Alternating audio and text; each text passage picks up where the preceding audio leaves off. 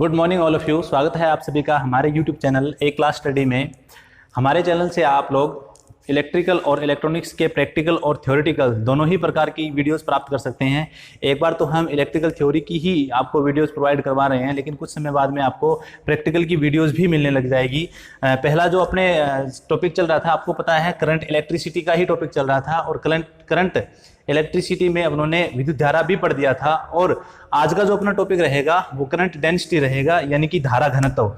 मैं आपको बता देता हूं धारा घनत्व क्या होता है। एक बार आपको वर्बली बोल के बता देता हूं, फिर आपको समझा देता हूं। धारा घनत्व का मतलब ये हो गया कि किसी भी जो आपके पास कंडक्टर है उसकी पर यूनिट जो एरिया है, पर यूनिट एरिया से गुजरने वाले करंट की जो वैल्यू है, जो मात्रा है, उसको अपने धारा घनत्व कहते हैं। यानी सीधी सी भाषा में अपने ये कह सकते हैं कि किसी चालक के इकाई क्षेत्रफल से गुजरने वाले धारा की मात्रा को धारा घनत्व कहा जाता है। क्योंकि धारा घनत्व का अर्थ ये होता है, आप सभी को पता है, जब भी कोई धारा किसी कंडक्टर से फ्लो करती है तो उस कंडक्टर का एरिया अपने लिए जरूरी होता है कि उस एरिया के अकॉर्डिंग ही उस कंडक्टर से जो है वो करंट फ्लो करेगी। जैसे कि अपने बात करें कि कंडक्टर अगर 1 mm स्क्वायर का है, 2 mm स्क्वायर का है, 3 mm स्क्वायर का है, 4 mm स्क्वायर का है, तो अकॉर्डिंग टू कंडक्टर सभी कंडक्टर की अलग अलग धारा घनत्व होता है और अलग अलग करंट रेटिंग भी होती है। ठीक है, इसलिए जो धारा घनत्व का टॉपिक है वो अपने लिए इंपॉर्टेंट है। उसी के अकॉर्डिंग ही अपने ये पता चल जाता है कि प्रत्येक जो आपके पास में अलग अलग करंट रेटिंग के जो वायर होते हैं उनका कारण होता है धारा घनत्व। ठीक है, धारा घनत्व को अगर अपने समझने की बात करें तो ये कह सकते हैं कि ये आपके पास में एक मान लो कंडक्टर है जिसको मैंने सिलेंड्रिकल कंडक्टर बना दिया है। ठीक है, समझने के लिए बनाया मैंने। अब अगर इस सिलेंड्रिकल कंडक्टर को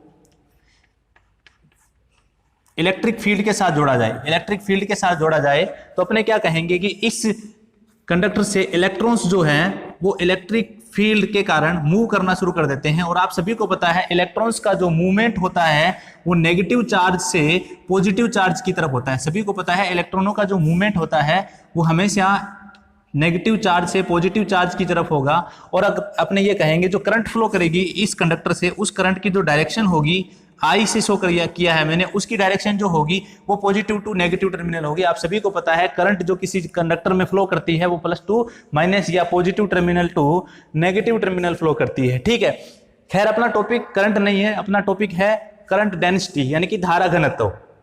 धारा घनत्व की अगर अपने बात करें तो ये कहा जाएगा कि आपके पास में सपोज करो ये जो आपके पास कंडक्टर है, इसका एरिया जो है मैं कहता हूं ए है, ए mm स्क्वायर में इसका एरिया दे दिया मैंने। ठीक है, अब ये कहा जाएगा कि किसी भी कंडक्टर के पर यूनिट एरिया से गुजरने वाली करंट की जो मात्रा है, इस एरिया से, जो ये आपको एरिया दिखाई दे रहा है, इस प्रकार से इस एरिया को मैं इसे डार्क कर देता हूं ताकि आपको पता चल जाएगा कि कौन से एरिया की मैं बात कर रहा हूं।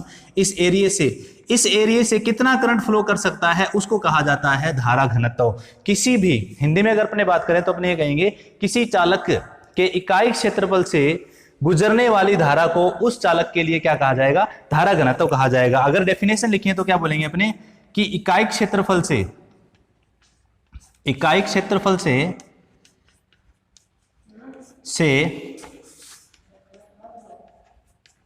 गुजरने वाली धारा को धारा घनत्व कहा जाता है। धारा घनत्व कहा जाता है। इंग्लिश में भी मैंने आपको बता दिया है मैंने, पर यूनिट एरिया से अगर कोई करंट फ्लो कर जाएगी तो अपने इसको क्या कहेंगे, धारा घनत्व कहेंगे। जैसा कि आपको यहां पर इस डायग्राम के थ्रू क्लियर हो रहा है। और अगर इस धारा घनत्व की मैथमेटिकल अगर फॉर्म अपने देखें तो मैथमेटिकल फॉर्म में धारा घनत्व जो होता है उसको जे से शो किया जाता है। इस प्रकार से मैंने लिख दिया, जे बराबर आपके पास होगा, अगर देखा हो आपने, आई अपॉन में ए जो अपने पास यहां पर जो आई है, आई जो है आपके सामने वो करंट है जो उस कंडक्टर से फ्लो कर रही है। ए जो अपने पास है वो एरिया है। ठीक है, और जो आपके पास जे शो कर रहा हूं मैं, ये जे यहां लिख देता हूं मैं, जे जो है ये है करंट डेंसिटी, धारा घनत्व। इसको हिंदी और इंग्लिश दोनों में लिख देता हूं मैं, धारा घनत्व। जे जो है वो धारा घनत्व है, ए जो है वो एरिया है, एरिया ऑफ कंडक्टर है जिसको आप mm स्क्वायर में ले सकते हैं।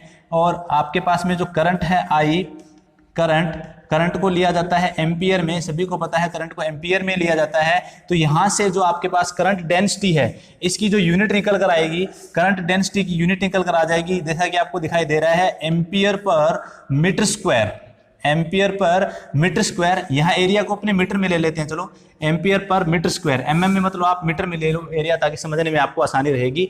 तो अपनों ने क्या कह दिया कि इकाई क्षेत्रफल से गुजरने वाली धारा को धारा घनत्व कहा जाता है, और मैथमेटिकल फॉर्म आती है J बराबर I अपॉन में A। यहाँ I जो है वो करंट है और अपने पास A जो है वो पर यूनिट एरिया है, ठीक है, इकाई क्षेत्रफल है। अगर एरिया इसकी यूनिट की बात करें तो यहां से जो यूनिट निकल कर आ रही है वो अपने पास आ रही है एम्पियर पर मीटर स्क्वायर। धारा का मात्रक एम्पियर होता है, करंट की जो यूनिट है वो एम्पियर है, और एरिया की जो यूनिट होती है वो एम स्क्वायर या एम स्क्वायर यानी मीटर स्क्वायर होती है, ठीक है। ये जो टॉपिक अपने पास में क्लियर हुआ है ये धारा घनत्व है। और आप सभी को पता है कि प्रत्येक जो चालक है उससे गुजरने वाली धारा जो है वो डिपेंड करती है उसके एरिया पर, ठीक है। यानी अगर एरिया आपका कम होगा तो करंट का जो वैल्यू है वो भी कम होगी, और अगर आपके पास एरिया ज्यादा है तो करंट की वैल्यू है क्या है, ज्यादा होगी, ठीक है। क्योंकि आपको पता है जब एरिया चेंज होता है तो रेजिस्टेंस जो है वो कंडक्टर का अपने आप ही क्या हो जाता है, चेंज होता है। इस टॉपिक पर अपने आगे बात करेंगे, अभी अपना ये टॉपिक नहीं है, आगे आपको ये बिल्कुल समझ में आ जाएगा कि एरिया चेंज होने से करंट किस प्रकार से चेंज हो जाती है, ठीक है। वो आगे टॉपिक में पढ़ देंगे अपने। ये जो टॉपिक था अपना ये करंट डेंसिटी था।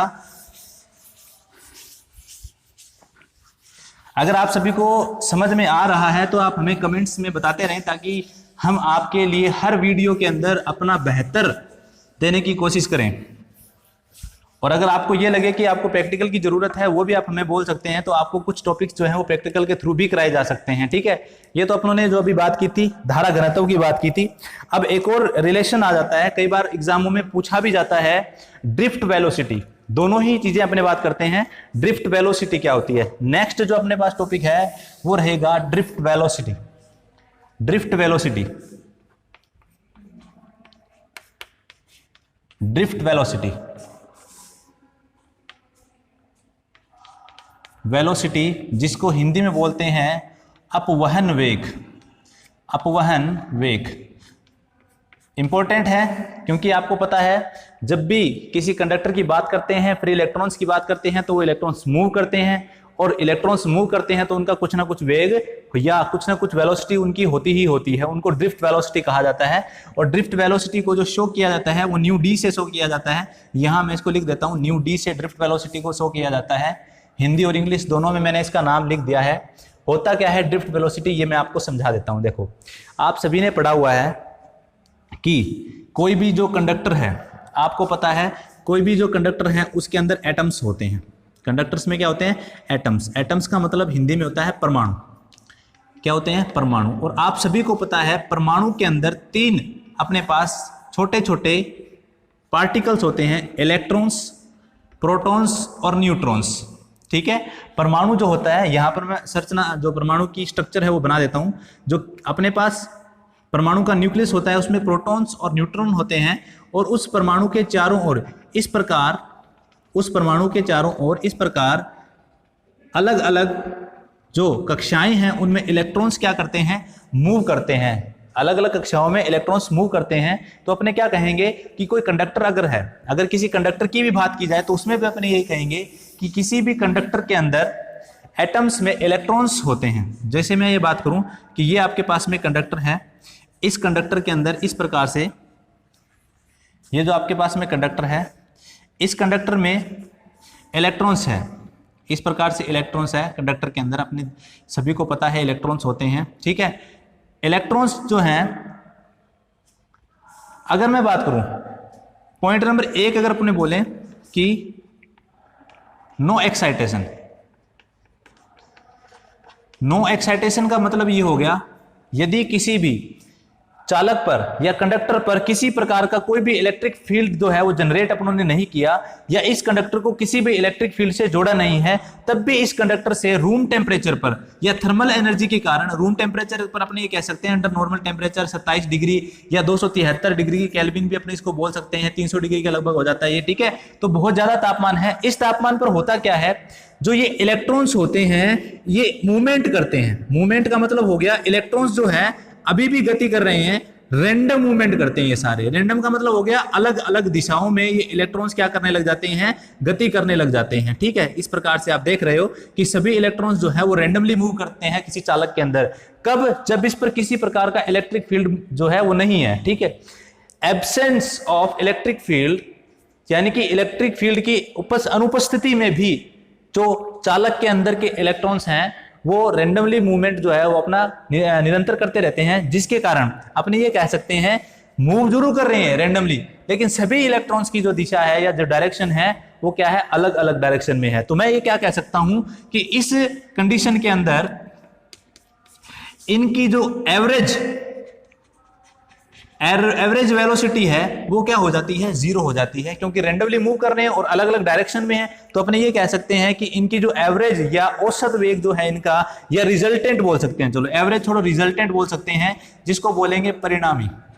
इनका परिणामी जो वेग है वो क्या हो जाता है, शून्य हो जाता है। परिणामी वेग शून्य होने के कारण इस कंडक्टर से कोई भी करंट जो है वो फ्लो नहीं कर पाती है। ठीक है, अब अपने दूसरी बात करें ड्यूरिंग टू एक्साइटेशन। ठीक है, अगर दूसरी मैं बात करूं कि जब एक्साइटेशन इसको दिया जाए, एक्साइटेशन का अर्थ ये हो गया कि अब अगर इस चालक को किसी फील्ड के साथ जोड़ दिया जाए, ये आपके पास इलेक्ट्रिक फील्ड ई है जिसकी डायरेक्शन जो है वो मैंने इस प्रकार से दी है। ठीक है, और जब इसको फील्ड के साथ में जोड़ा जाएगा, आप सभी को पता है जैसे ही इस कंडक्टर पे इलेक्ट्रिक फील्ड जनरेट होगा, इलेक्ट्रिक फील्ड जनरेट करने के लिए मैंने ये कहा कि इस तरफ पॉजिटिव टर्मिनल दिया मैंने ये, और इस तरफ जो है मैंने नेगेटिव सप्लाई दे दी। ठीक है, जैसे ही पॉजिटिव और नेगेटिव सप्लाई इस पर अप्लाई की जाएगी तो इलेक्ट्रिक फील्ड जनरेट होगा। इलेक्ट्रिक फील्ड जनरेट होने के कारण इलेक्ट्रॉन्स जो थे उनका मूवमेंट जो है वो आपकी सेल और बैटरी के अंदर, आप लोगों को पता है इलेक्ट्रिक जो आपके पास में जो इलेक्ट्रॉन्स होते हैं उनका मूवमेंट जो है वो नेगेटिव टू किसकी ओर होता है, पॉजिटिव होता है। ठीक है, तो अगर अपनों इस पर मैग्नेटिक ये फील्ड लगाया तो जो इलेक्ट्रॉनों का जो मूवमेंट है वो यहां से घूमकर इस डायरेक्शन में आ जाएगा।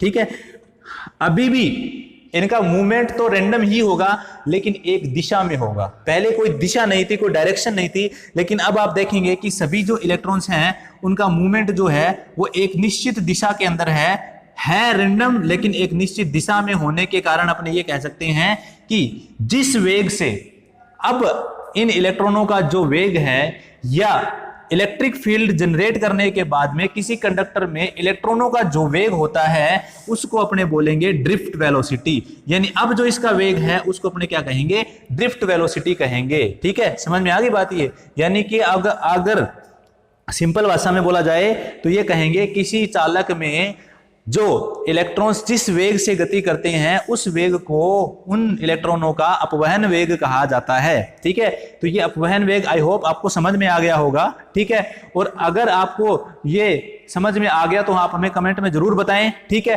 और इस पर जो क्वेश्चन आया हुआ है वो मैं आपको बता देता हूं। क्वेश्चन इस पर ये आया हुआ है, दो क्वेश्चन इस पर पूछे जा चुके हैं। एक क्वेश्चन इस पर ये पूछा हुआ है कि ड्रिफ्ट वेलोसिटी जो है वो करंट पर किस प्रकार इफेक्ट डालती है, यानी कि करंट के समानुपाती है या डायरेक्टली प्रोपोर्शनल है या इनडायरेक्टली प्रोपोर्शनल है। तो अपने क्या कहेंगे, करंट डेंसिटी। यहां पर मैं एक फॉर्मूला, एक एक्सप्रेशन लिख देता हूं जिससे आपको पता चल जाएगा कि करंट डेंसिटी जो है, या सॉरी ड्रिफ्ट वेलोसिटी जो है वो किस किस फैक्टर पे डिपेंड करती है, वो मैं सारा आपको बता देता हूं। ठीक है, देखो आप लोगों ने शायद ये नहीं पढ़ा होगा, परंतु जो करंट होता है उसका एक्चुअल एक्सप्रेशन होता है NE में न्यू डी।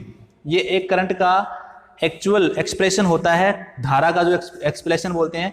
यहां पर आप सभी को पता है ये Q होता है, Q बराबर NE। ठीक है, और यहां पर ये एरिया है, एरिया ऑफ कंडक्टर जो आपके पास में दिया हुआ है, और न्यू डी जो है ये उन इलेक्ट्रॉनों का ड्रिफ्ट वेलोसिटी है जो कंडक्टर के अंदर मूव करते हैं। ठीक है, यहां से अगर मैं देखूं तो आप सभी को पता है जो करंट है वो प्रोपोर्शनल होती है किसके, ड्रिफ्ट वेलोसिटी के। एक तो क्वेश्चन ये पूछा हुआ है कि अपवहन वेग तथा धारा में क्या संबंध होता है, तो आप क्या कहोगे, अपवहन वेग धारा के क्या होता है, समानुपाती होता है। लेकिन एक चीज याद रखोगे, लेकिन धारा का जो वेग है, करंट की जो वेलोसिटी है धारा के वेग से कम होता है। धारा का जो वेग है आप सभी को पता है 3 × 10⁸ मीटर प्रति सेकंड होता है। करंट का जो वेग होता है या करंट की जो वेलोसिटी होती है वो 3 × 10⁸ मीटर पर सेकंड होती है, और ड्रिफ्ट वेलोसिटी की जो वैल्यू है वो आपकी करंट की वेलोसिटी से कम होगी। ये भी क्वेश्चन एक बार पूछा हुआ है कि जो आपकी ड्रिफ्ट वेलोसिटी है, अपवहन वेग का मान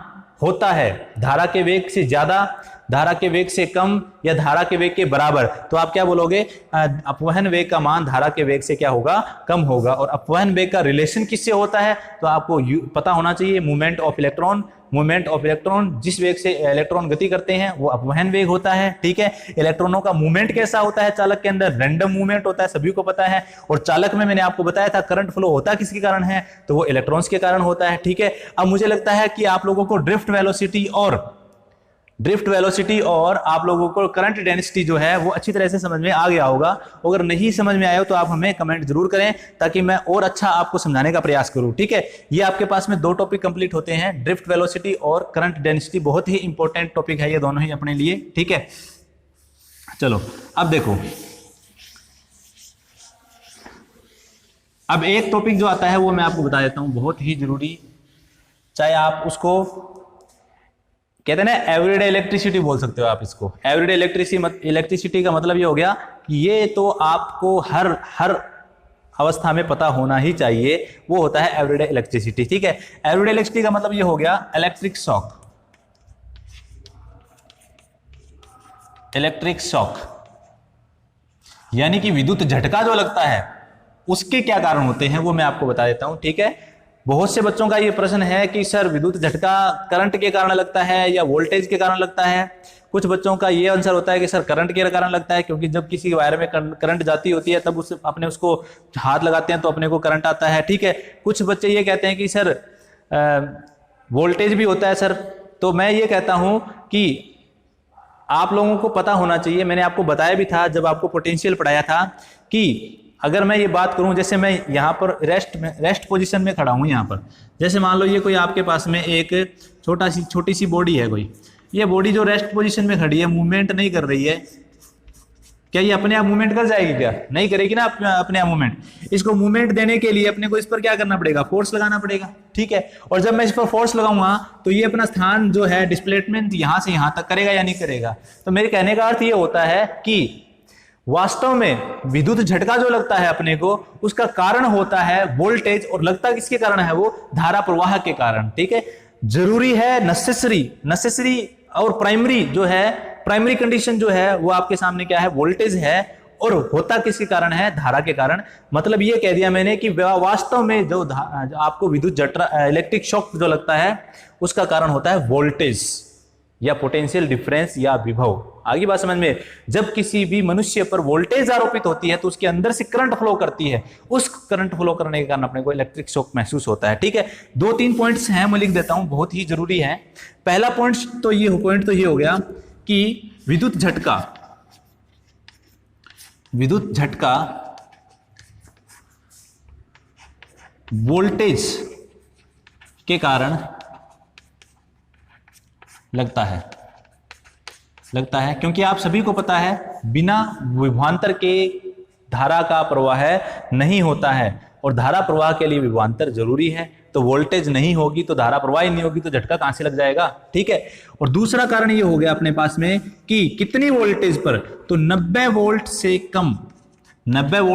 कम वोल्टेज पर या 90 वोल्ट से कम वोल्टेज पर आपको विद्युत झटका महसूस नहीं होगा। 90 से ज्यादा पर ही इलेक्ट्रिक शॉक अपने को लगेगा, यानी मिनिमम जो रेंज है वो 90 वोल्ट है जिस पर मनुष्य को झटका लगता है या झटका लगने की संभावना हो सकती है। अब आप लोगों को समझ में आ गया होगा। 12 वोल्ट की जो लेड एसिड बैटरियां होती है उसको आप नॉर्मली छू सकते हो, हाथ भी लगा सकते हो, उनसे आपको विद्युत झटका महसूस नहीं होता। उसका कारण क्या होता है? उसकी वोल्टेज रेटिंग बहुत ही कम होती है, 12 वोल्ट होती है, इसलिए आपको वहां से करंट महसूस नहीं हो सकता। ठीक है, फिर कुछ रेंज करंट की भी होती है, जिस प्रकार वोल्टेज की रेंज है उसी प्रकार करंट की भी जो रेंज है।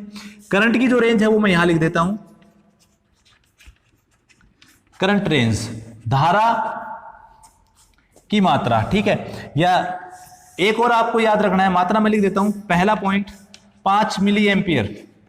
5 मिली एम्पियर से आपको हल्की झंझनाहट होगी।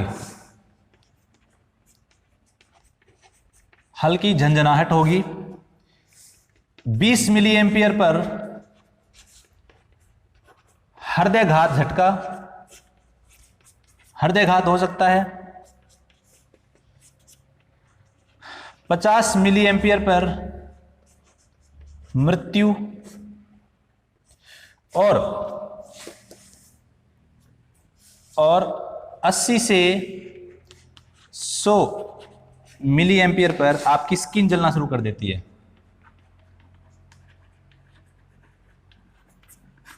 यानी 80 से 100 मिली एम्पियर करंट अगर आपके शरीर से बहने लग जाएगी तो आपके जो शरीर है उसकी स्किन जो है वो क्या करने लग जाएगी, जलना शुरू कर देगी। ठीक है, ये आपके सामने कुछ पॉइंट लिखे मैंने। और एक सबसे इंपॉर्टेंट चीज ये कि किसी भी मनुष्य को या किसी ह्यूमन बॉडी को जो करंट लगेगा उसका डैमेज जो है, उसका जो अपने बोलते हैं खतरा जो है, डैमेज जो है, वो डिपेंड करता है करंट के मैग्नीट्यूड पर और उसमें प्रवाहित होने वाले समय पर। ठीक है, तो अपने ये कह सकते हैं कि विद्युत धारा से या जो विद्युत झटका लगता है उसकी गंभीरता उसके परिमाण और उसके बहने के समय पर निर्भर करती है। कितने समय के लिए ह्यूमन बॉडी से या कितने समय के लिए मनुष्य के शरीर से धारा का प्रवाह हुआ है और कितनी धारा का प्रवाह हुआ है, इस पर जो है वो इलेक्ट्रिक शॉक क्या करता है, डिपेंड करता है, निर्भर करता है। इसी के कारण अगर आपको थोड़े समय के लिए विद्युत झटका लगा है तो आपको ज्यादा जो है हानि नहीं होती, और बहुत समय के लिए लगाया तो आपको बहुत ज्यादा हानि हो सकती है। ठीक है, तो आज की क्लास मैं यहीं पर खत्म करता हूं।